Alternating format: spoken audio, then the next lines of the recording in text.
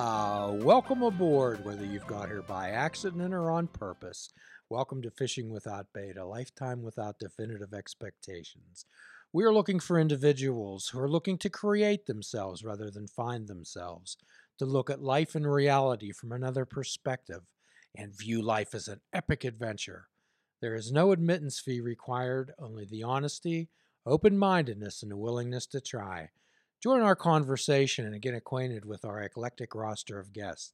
Expect the unexpected and get an assist into exploding into your life with full impact mindfulness and keeping in the social conscience of social distancing. We are connecting this evening via remote magic with a young lady, Maureen, down in Texas A&M University in College Station, Texas. Miss Maureen, if you were abducted by aliens and taken to their planet and you had to give, say, who I am and what I'm about, what would you tell them? I would say I am a person who loves the environment and loves nature and um, very empathetic. And I'm a person who has few friends but close friends, and I really value my relationships with other people. Cool, cool. So could you tell us what area of your life are you in? What are you participating in at the moment?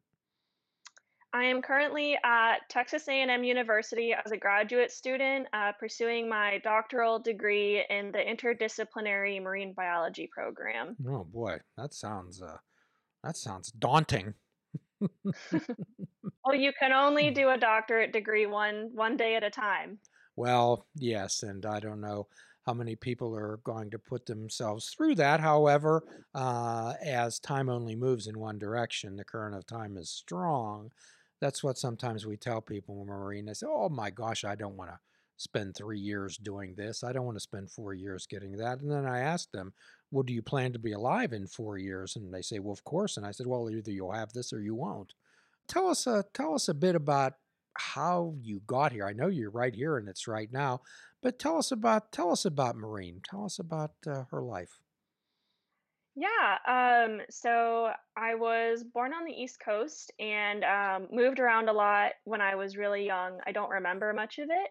My dad was in the Navy, so we moved around quite a bit in the Northeast. And then when I was around 4 or 5, my dad got a job out in Arizona.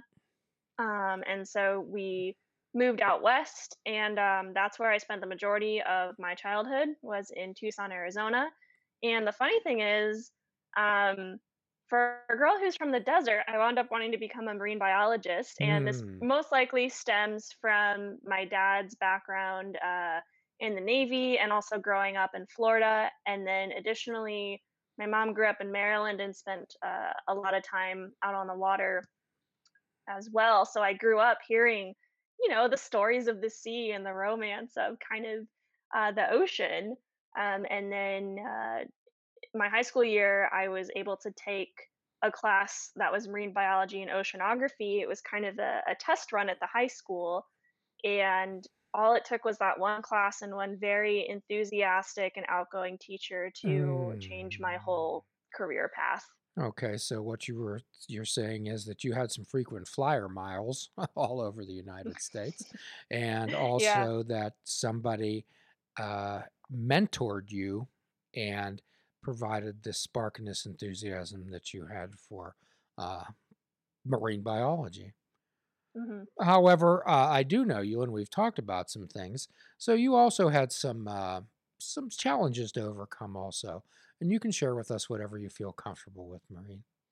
Growing up, I went to public school and I was more of an introvert for sure. I actually was the kind of kid who befriended adults more than I did children my own age. Uh huh. And I think part of that had to do being a student with a disability. I would often have teachers' aides and go off for extra class time to learn skills that I needed. But as such, I also wound up spending a lot more time around adult teachers, I think, than most children. So, in addition to that, as well as being legally blind, and I think when you're younger and you have things that make you stand out, like a white cane or assistive technology, while it does help with academic learning, there are sometimes these unintended social consequences. There are sometimes unintended consequences that lead to social isolation when kids are very young. Hmm. So I feel like because you physically look different, depending on what assistive devices or technology you are using, um, it at times can hinder your ability to even just communicate with your peers. And I feel like that, in a sense, followed me all the way throughout high school. And I wasn't really one of those people who truly blossomed into my own self until I got to college. Ah. So tell us about social interactions. Tell us about those unintended consequences. And I'm sure there were people with the best of intentions, and I'm sure there were people who really didn't know how to approach you or talk to you about things. Yeah, so one would be just the technology itself. So nowadays, technology is so integrated that basically everything for assistive technology, especially for low vision nowadays, can all be on one device. But when I was a student in the late 1990s and early 2000s, we had a big thing called a closed circuit television. So imagine you're sitting at your desk and then you have an L table with a big TV on it so that you can put stuff in like a paper, for example, on a tray underneath the TV, and it will project that assignment onto the TV screen but make it magnified, right? So it's like a very scaled up version of your phone magnifier. And although that would help with assignments, it actually, in a sense, led to physical like isolation because we had that L shaped desk setup. And so as I went on throughout my schooling, what we determined was we had to place the desk in such a way that I could still sit at the group table and interact with my peers, be close to the front of the room so that I could see the board, but also have access to my technology where it didn't impede the pathway of the classroom for other students or teachers um, walking through. And then as I got into high school, I think the social nuances became a lot more subtle. Um, I was one of the students who was involved in the special education department, but I didn't spend the majority of my time in say some of the assisted living classes. But I knew a lot of the students there, and so a lot of them were my friends, which is wonderful. But for example, in our school district, history class was mandatory. And when we would do group assignments, my friends in the who were also in the special education department, even though we were good friends, would partner up with me for assignments. And what would wind up happening is I would spend my whole class period kind of as a secondary teacher's aide, helping my Ah. friends with their homework and then not getting my Hmm. homework done and going home at Hmm. night and being exhausted because I would wind up having this unintentional workload and then also not being able to interact with the rest of my peers, right? So it's kind of, and then we eventually had to wind up writing in what was called at the time an individual education plan that I was to work with my peers of like an equal, like cognitive level to help kind of prevent that unintentional social isolation. Hmm. So when did you come to the point where you were able to step back and look at this situation rather than from it? However, sometimes in the 12 step world, Maureen, we have a saying that you can't read the label when you're inside the bottle. Uh, so when we're inside depression, we're inside anxiety, we're inside some of these awkward social situations, maybe even being isolated. We can't step back and take a look. When did you get that view from above? I think maybe it started to really make sense freshman and sophomore year of high school as I started to participate in more activities. For example, I was in the school marching band and I participated with my friends at church. And then I started to become aware that sometimes having friends is good, but it's not. Sometimes you're too nice for your own good, if that makes sense. Your heart is too big. So let's Um, stop right there. Your heart is yeah. too big and you're too nice. Say more about that, Maureen. So I loved all of my friends. But for example, in the history class where we were all together, I think I just naturally had that empathy to be group mates with anyone who wanted to be my group mate, even if for some reason their disability had to do with a different learning style than mine. Okay. Um, even at my own cost of getting like my own work done. Okay. So what we're hearing from you, Maureen, is that you gravitated toward the underdog and the marginalized and felt that, well, if no one's going to help them, I certainly will. Yes, I think that's another way of saying it, Well, definitely. that's noble. That's a Yeah. noble attribute. So Jesus in the Bible referenced 184 times in the New Testament the responsibility to help the poor, the marginalized, the oppressed, the falsely imprisoned, the weary, the weak. Do you think he meant it? Uh, I think so, but I think when we take into account helping others, we also need to do a self-check and say, "Where am I right now?"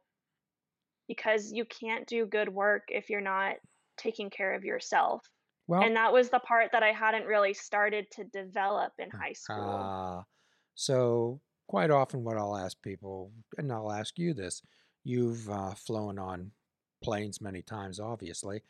So when the flight attendant comes out and gives you the oxygen mask instructions, who do they tell you to put it on first, Maureen?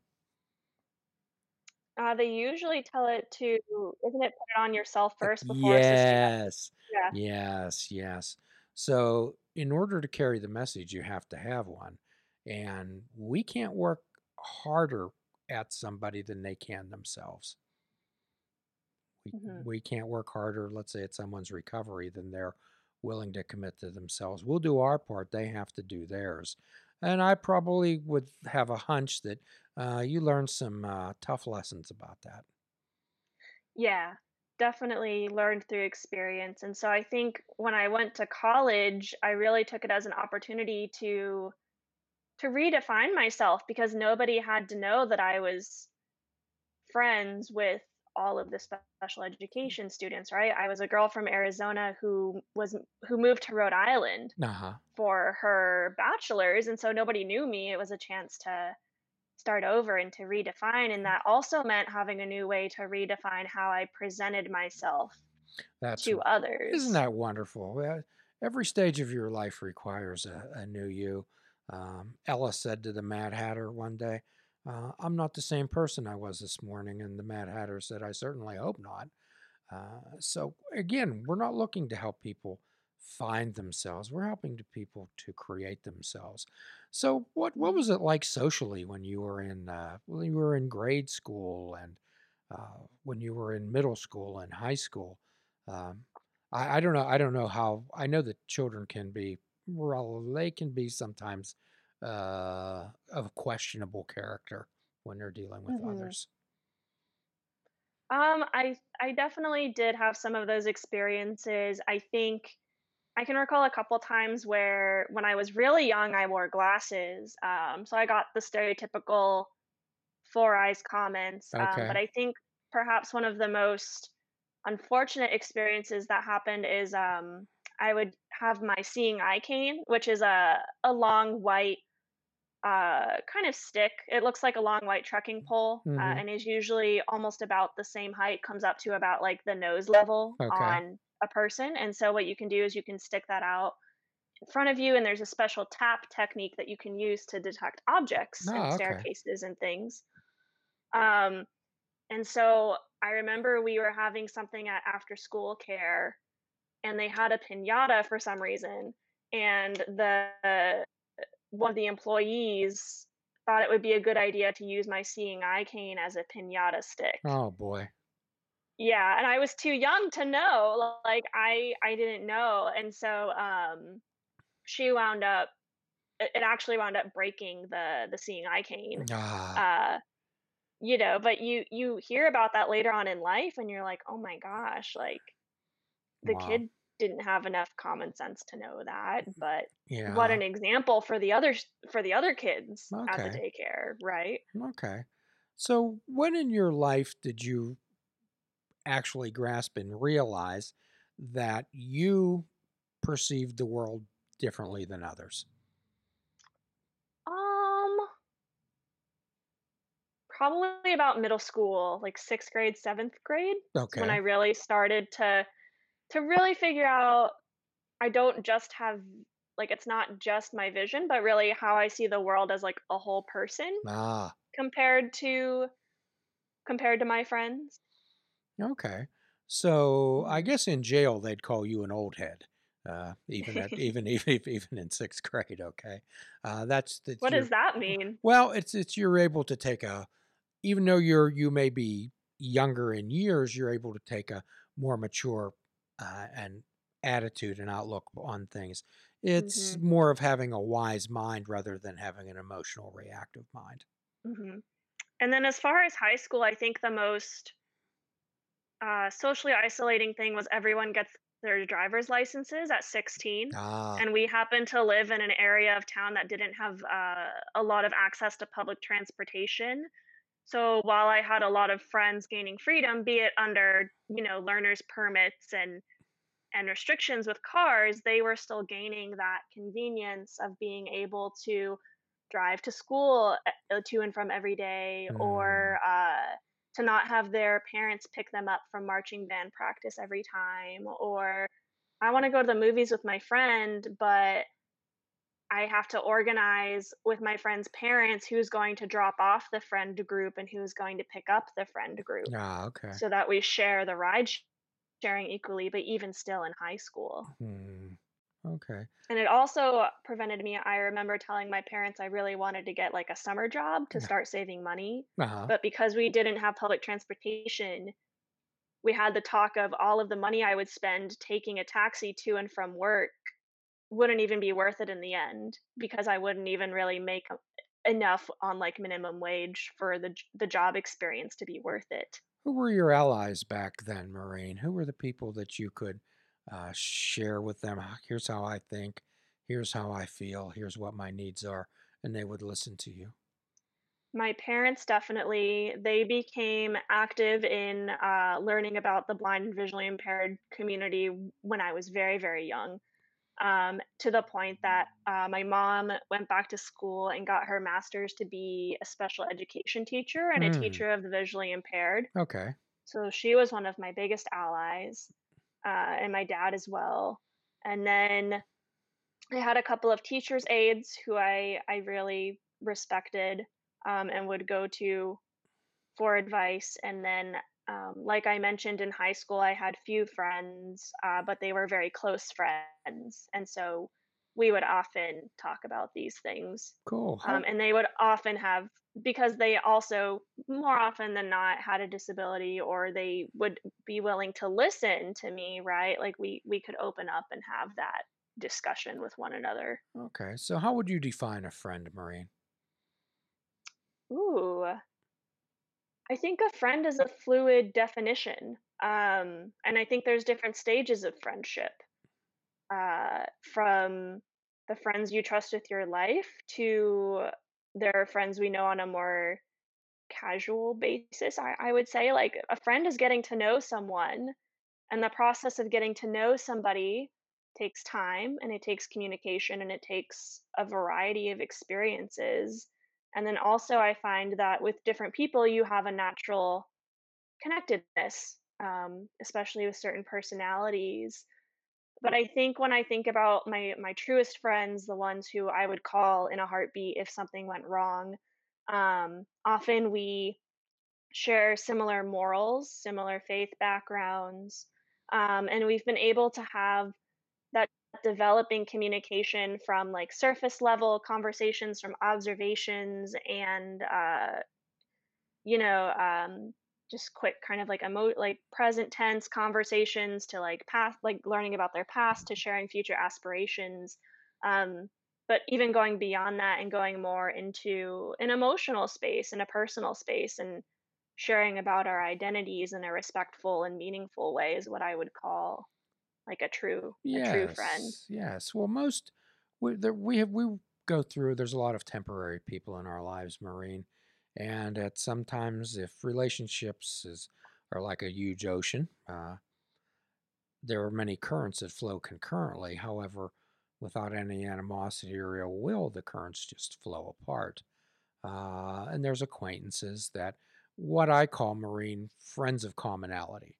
Uh, Mhm. if you're on the marching band and you have that commonality. However, a lot of times when the marching band season ends or you're no longer in it, then although you have no ill, and again, ill will or animosity, uh, it's just your currents aren't flowing together. So true friends, Marine, they share in your joy and they share in your sorrow. And quite often, what I'll ask people, and I'll ask you this question also: who in your life do you trust so much that if they said fall, that you'd fall without hesitation, as you trust them that much? Can I pick more than one person? You can. You can pick many. Oh my I gosh. hope you have a lot of them. Yeah. You, you can give their Well, my first parents names. and my Yeah. brother. I have several friends from high school, particularly those that um, were part of my faith group and my youth group growing up. We still keep in touch. I also have a lot of friends from my marine biology program, and again from my faith group, and a few from my marching band, where we wound up being roommates consecutive years of college, who I would trust. And then my master's program in Washington, if you go through graduate exams together, for a whole week over spring break and you're forced to stay in the you're not forced to stay in the biology department, but they did it over spring break and we were taking our exams together under high stress, and I'll tell you what, nothing breeds friendship like the commonality of all of us suffering through something and just having that mutual understanding of how difficult the exam was. Oh boy. Um, and it was, if we all made it through that, like, we're all lifelong friends. Well, in the 12-step world, we say that it's our singleness of purpose that binds us together. Mhm. If everything were taken away from you, Maureen, money, health, whatever, who'd be standing with you at the end? Who would never leave you? Oh gosh. I can think of a few individuals right off the top of my head. Okay. Um, so again, my mom and my dad, from high school, my friends Kristen, JC, and I still say the entire youth group. Uh huh. I love all of them. Um, from my college days, um, Mary G, MC, Nate, AJ. Like I could keep naming names, but I think I've been very fortunate to have fostered a lot of So, what friendships. does that say about you? What does that say about you as a person? I think I really value the time I have, and I've learned, especially through my experiences in high school, I wasn't one to put up with shallow friendships anymore. I just didn't want to have to deal with drama and toxic emotions and behavior in my life. And so I think I became more self aware of what I wanted and also how that would impact other people. Well, you and I talked about during our phone conversation about young ladies begin to lose their self concept and self esteem around the age of 9. And there's so many people, younger people, and even older people, who take their own self worth as how others perceive them. And they may try to ingratiate themselves or insert themselves in a particular group simply because they think it'll make them be cool or make them feel better about themselves. What Hmm. would you have to say to young ladies in that situation that feel out of place, feel like they don't fit in, and but they're trying desperately to? I would say keep looking. It doesn't always happen the first time. And like you said, relationships come and go, and sometimes you try to find a group and it doesn't fit. I've had that happen. I think the important thing is, give the people a chance. Maybe is it something they're doing that's making you uncomfortable? Do you think the other part of this too, though, is also observing your own behavior within the group? Um, because I think sometimes, unfortunately, whether we perceive it or not, at times we do have habits that cause us that can be perceived or actually be perhaps not favorable for friendships, right? So learning how to be social with others. Well, when we do Um, that inventory, we have to ask ourselves, what part did I play in this? What part did mhm. I play in this?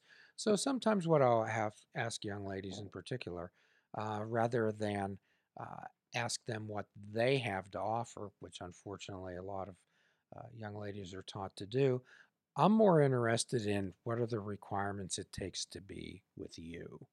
I have them Yeah. I have them make those lists. So what are the requirements it takes to be a friend of Marines? Okay, first off, you have to be, even if you don't own pets, you have to appreciate animals and be kind to animals. Hmm. Um, Preferably, kind to your own body. So, Tell me what. Tell me. whether that is, Explain that a like, little bit. exercise, taking care of, like, your body through exercise, through eating well, um, I like, monitoring alcohol consumption or, if you live somewhere where recreational drug use is approved, again, everything in moderation. Hmm. But I know for me in particular, one of the big turnoffs is not having self-awareness, in particular with alcohol, and that's from, like, my childhood. Okay. My dad has struggled with alcoholism, and so for me, growing up and seeing that, that's just something that I don't want to have in my life, Ah. if I don't need to, you know? Well, that's a choice. Everything's a choice. So sometimes when we ask people if they don't know what to do, sometimes I'll say to them, "Well, I have a strong hunch that you know what not to do." Mhm. So it's not always what should I do. There's a lot of things that we know what not to do, Maureen. What not to do. Mhm. Well, it sounds like you took all these experiences and these frames of references and actually worked those out for a discipline and a lifestyle of your own. Mhm. What are Oh, and I must say, please? a good sense of humor is also very important. Okay, to be a little playful. Yeah, I grew up with a dad who loved using puns, and so I Uh, have adopted that tradition, so you must be able to understand sarcasm and, maybe even give it back every now and again. okay, so Yeah. not only can you dish it out, you have to be able to accept it also. Mhm. Okay. Well, what are some of the things you like to do? What gives some joy to Marine's life? Oh, I play a musical instrument, so I play the trombone, and, before the pandemic, I was active in the university symphonic band as well as a Wow. local community orchestra. Hmm. You're a Renaissance girl. Yeah, I really like music because it's a completely different part of my brain, and if I'm really into the score or the piece that you're playing, it's a full body experience and mind experience. You're not just playing notes on a page, you're listening to yourself, you're listening to your other section members. How are you fitting into the rest of the brass section?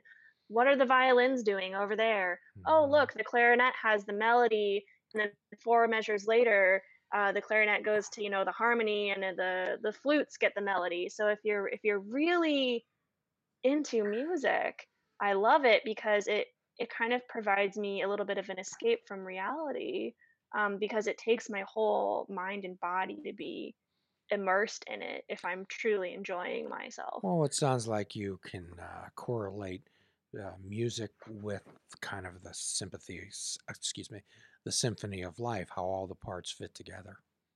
Mhm.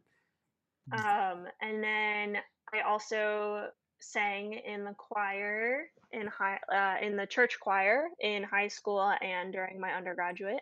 So that was not only a way for me to serve in my church, but it also uh, just provided me again another way to connect with people and to have a way of self-expression.